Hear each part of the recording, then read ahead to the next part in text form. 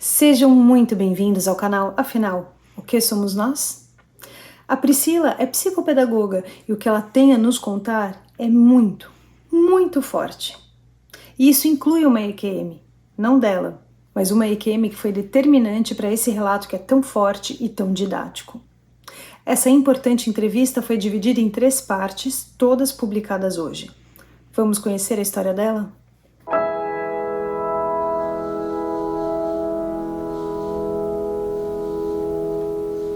Priscila, boa tarde. Muito obrigado por você aceitar compartilhar conosco do canal Afinal que Somos Nós a sua experiência, que foge um pouco do que habitualmente publicamos no canal, porque é uma experiência, digamos, indireta, mas eu tenho certeza absoluta de que ela traz informações da maior importância para a nossa compreensão do que somos nós.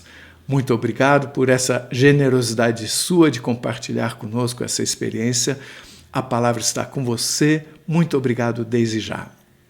Carlos, eu que agradeço.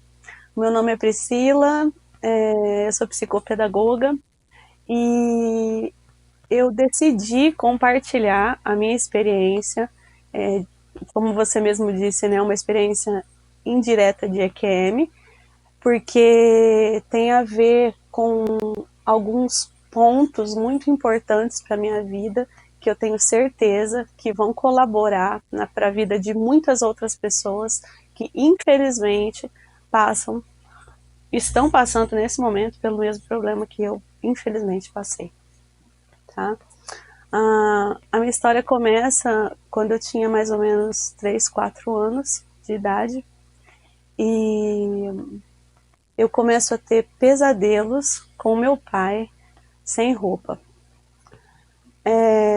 Eu acho aquilo muito ruim, começo a ficar assustada e procuro a minha mãe para comentar com ela sobre esse assunto, né? Para falar, mãe, olha, eu tô tendo pesadelos com meu pai sem roupa à noite.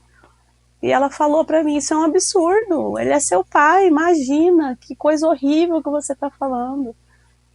E eu me senti retraída quando ela me falou aquilo. E fiquei até um pouco com medo da forma que ela falou, né? Como se eu estivesse pensando errado do meu pai, porque o pai e a mãe, eles servem para dar proteção a gente, né? Então, eu me senti muito mal com essa primeira conversa que eu tive com ela. O tempo foi passando, os anos foram se passando, eu continuei sonhando com o meu pai, sem roupa, né? E eu via ele.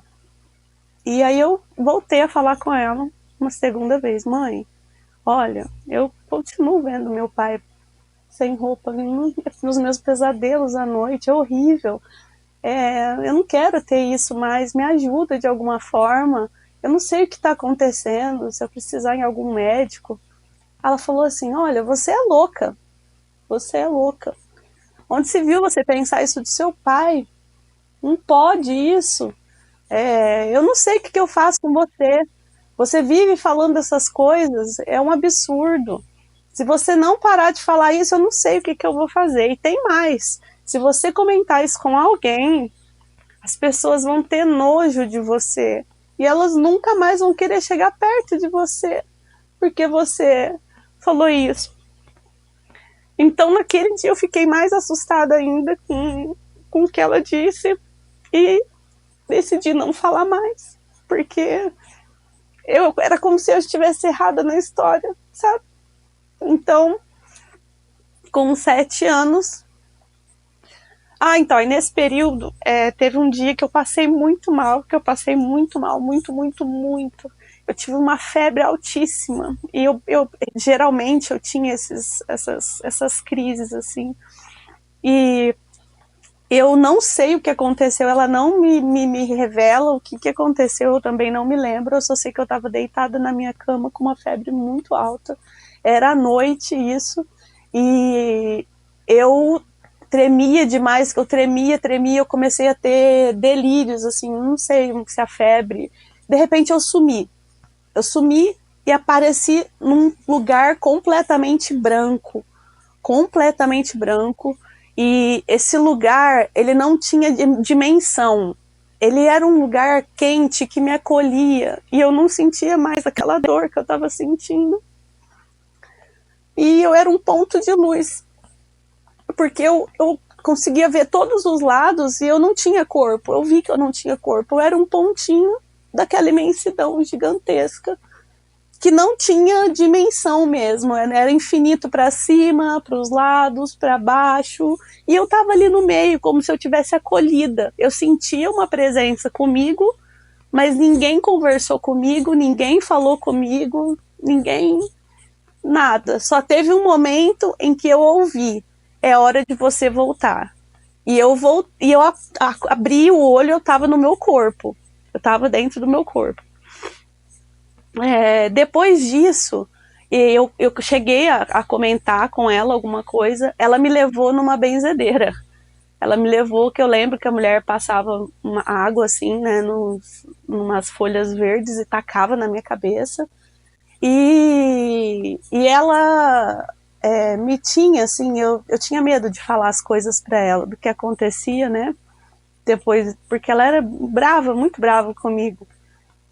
E aí, quando foi a última vez, né, foi num domingo, o meu pai me chamou para nadar com ele. E eu falei: pai, que legal, a gente vai nadar. Vou chamar meus irmãos. E ele falou: não, vai nadar só eu e você. E eu falei que não queria, que eu queria que eles fossem juntos. Ele falou: não, a gente vai brincar. E eu falei: mas eu não quero brincar só com você, eu quero brincar com eles também. E ele me disse que não podia, que tinha que ir só eu e ele. E eu ainda implorei, e ele falou: eu sou seu pai, eu estou mandando. E eu, como uma criança de 7 anos, tive que obedecer. Ele trancou os meus irmãos, a gente morava numa casa que tinha uma piscina no fundo, uma churrasqueira. Ele trancou os meus irmãos do lado de dentro da casa e me levou para a piscina com ele. E chegando lá na piscina, ali, naquele momento, eu tive a certeza de que eu nunca sonhei, que não foi pesadelo. Eu já estava grandinha. Eu vi que realmente aconteciam coisas comigo e que eu sofria e que eu não tinha um apoio, eu não sabia o que fazer. Eu só me sentia muito mal, muito triste, eu me sentia ruim. Mas é difícil explicar, porque a criança, ela tem uma inocência, só que eu não sabia o que eu estava fazendo. Então, nessa vez, esse domingo, ele entrou na piscina e foi a primeira vez que aconteceu durante o dia, né?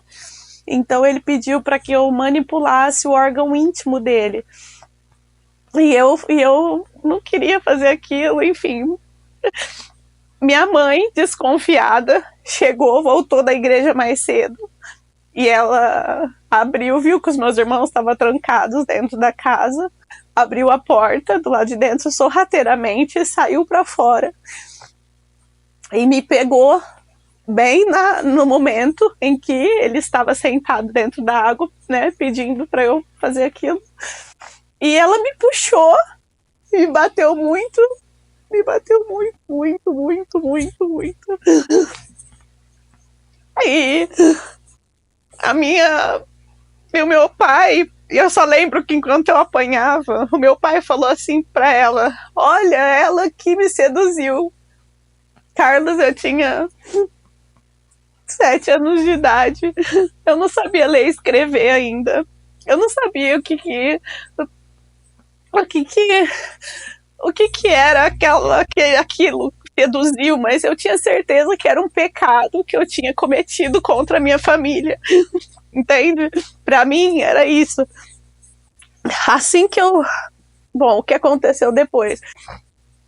A minha vida continuou normalmente, como se nada tivesse acontecido. Meu pai continuou em casa, só que ele nunca mais tocou em mim. Eu lembro só que a mãe dele, a minha avó paterna, eu lembro de eu estar no quarto, assim, é um quarto que dava para o portão, e ela aparecer e falar para minha mãe: olha, porque minha mãe era muito nova e nós somos em 3 irmãos, né? Então, se você denunciar ele, você também vai presa, porque você foi cúmplice e os 3 vão para o abrigo. Eu só lembro que ela falou isso e a vida continuou como se nada tivesse acontecido. E todo dia eu via meu pai em casa, ele mal olhava para minha cara, não conversava comigo. Eu sempre falei que eu tinha um pai de registro só, mesmo presente. Porque eu nunca tive o amor, o carinho dele, a atenção de verdade. E eles começaram a me levar em instituições, né, religiosas e denominações religiosas evangélicas. Em várias, eu fui em várias. Acho que para tentar esquecer o que tinha acontecido, né, ali naquele momento. E o tempo foi se passando e eu fui criando uma tristeza muito grande dentro de mim, porque eu via que a minha família não era aquela família que eu queria ter, né? Que eu tinha sonhado para mim, né? Mas que era a família que eu nasci, que eu tinha que ficar ali, não tinha outro jeito.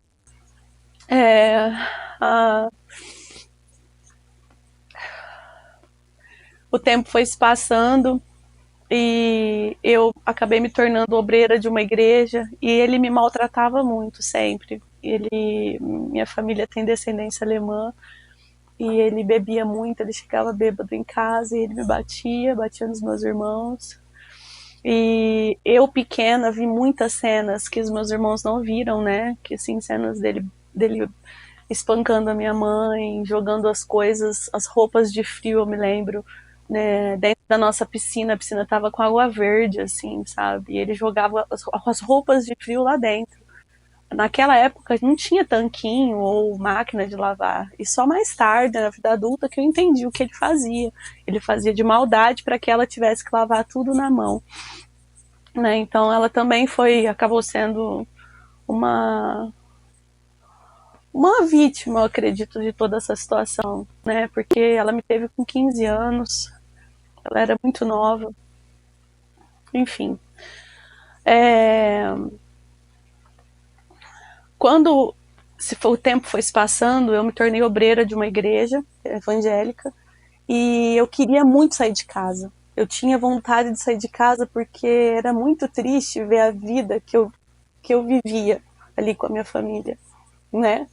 Então, um dia eu perguntei para ele, por exemplo, ele deixava os meus irmãos saírem e eu não podia sair.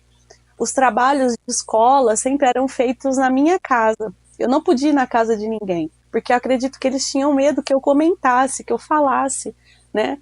E eu era completamente muda, eu não conversava com ninguém, eu tinha medo das pessoas. Eu era uma criança muito quieta, muito sozinha, não era de fazer amizades, e uma criança triste. Não falava quase, porque eu tinha medo mesmo. Porque se alguém me perguntasse, por que você tá triste? Eu ia acabar falando. E aí a pessoa, pra minha cabeça, ia fazer aquilo que a minha mãe disse. Nunca mais ia conversar comigo, nunca mais ia chegar perto de mim. Então, pra eu não ficar isolada, né? Eu não falava. Eu só respondia quando me perguntavam. Eu sempre sempre fui assim. Então, dentro dessa religião, eu acabei conhecendo a Deus, conhecendo a presença de Deus e me preenchi com esse vazio que eu tinha, né? Porque eu não tive nenhum apoio psicológico, eu não fui levado no hospital em nenhum momento, nunca. Então, ali eu busquei me preencher daquilo esse vazio que eu tinha. E um dia eu cheguei em casa, eu só podia ir na escola, na igreja e ir direto para casa. Eu não podia ir para lugar nenhum. Né? Eu já tinha 18 anos e eu lembro que eu perguntei para o meu pai o que eu precisava fazer para sair de casa. Eu falei, o que eu preciso fazer para sair de casa? Ele falou, olha, você só sai daqui casada. Você não sai daqui de outro jeito. Porque muitas vezes ele me batia, eu sentia do nada, ele me batia e eu sentia que era ódio por ele não poder me ter como antes, sabe? Porque a minha mãe me salvou aquele dia, né, naquele domingo. E aí eu conheci um pastor dessa igreja e eu me casei com esse pastor da igreja. E enfim, pensei, essa é a missão da minha vida, né? Eu vou fazer a obra de Deus, eu vou cuidar de pessoas, eu vou orar por elas. Então, só que ainda assim, dentro de mim eu sempre me perguntava, né? Por que eu tô aqui? Por que eu tô passando por isso? Por que eu tô vivendo essa situação? E assim que eu fiz 18 anos, eu me casei para sair de casa com esse pastor. Eu e ele não tínhamos conhecimento nenhum da vida, tínhamos crescido na igreja. O casamento não deu certo. Depois de 3 meses, eu já me divorciei dele, porque a minha intenção, na realidade, era sair de casa, não era... até porque eu nunca tinha namorado ninguém, né? Nunca tinha nem beijado na boca. Ele não permitia que eu tivesse ninguém na minha vida. E o relacionamento dentro de uma instituição religiosa geralmente é assim.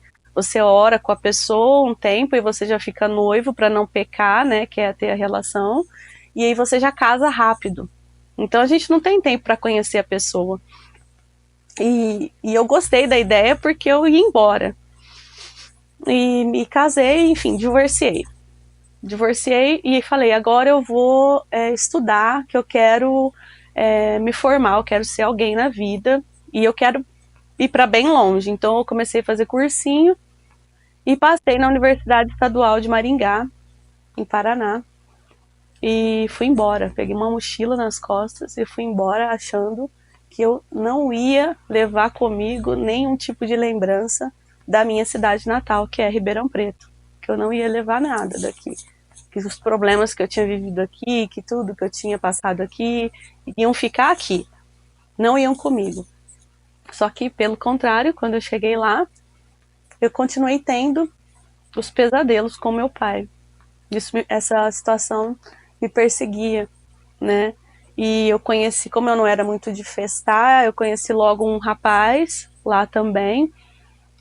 No primeiro ano de faculdade eu me casei, ele é engenheiro civil, me casei novamente. E eu fiquei grávida, porque eu não sabia lidar com a liberdade que eu tive. Aí eu fiquei grávida e como eu vi que eu ia ter um vínculo com esse rapaz, né, com esse homem, meu segundo marido, para sempre. Eu pensei, para ele eu vou ter que contar o que aconteceu na minha vida, né? Eu vou ter que explicar. E aí eu contei para ele. Um dia, né, chamei ele e contei, chorando muito, assim, porque toda vez que eu lembro, é uma cicatriz profunda que fica, né, mas dói ao lembrar dessa luta que eu enfrento. E ele falou, Priscila, você passou por uma... Ele chorou muito e falou, você passou por uma privação, assim, um desrespeito psicológico muito grande, né, na sua família, e você sofreu abuso, eu não vou ter nojo de você. Eu falei isso antes de casar para ele, porque eu achei que ele não ia querer ficar comigo, sabe? Eu achei que ele não, como a minha mãe falou, ia acontecer, entende? E, pelo contrário, ele quis se casar comigo, e ele falou, agora eu repudio a sua família, o seu pai, a sua mãe, pelo que eles fizeram com você e não você.